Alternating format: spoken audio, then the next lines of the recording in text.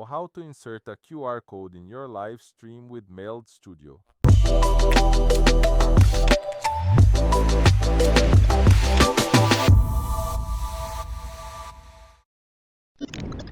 Hello everyone, I am Guilherme from JMV Technology, and today I will show you how to insert a QR code in your live stream with Meld Studio.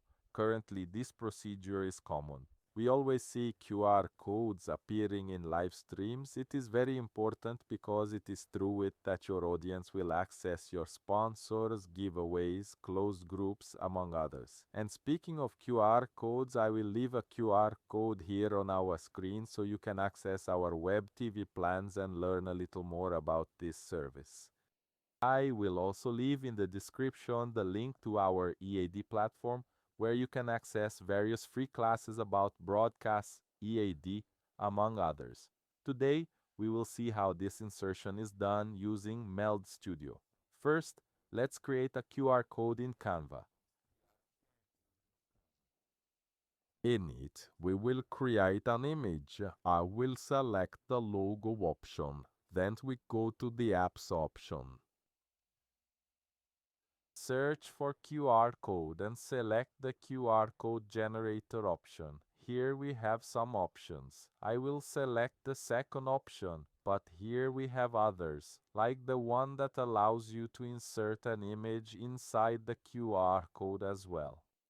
When we select it, it shows a field for inserting the link. Once we insert the link, just click on Generate Code. Adjust the image to fill the entire field and download it.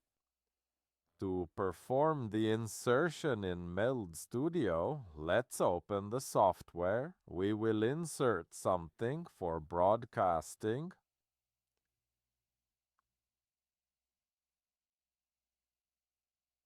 In the same place where you insert a video, in Layers, we will click again on the plus icon and add an image. We will select the QR code in this option and adjust it as desired.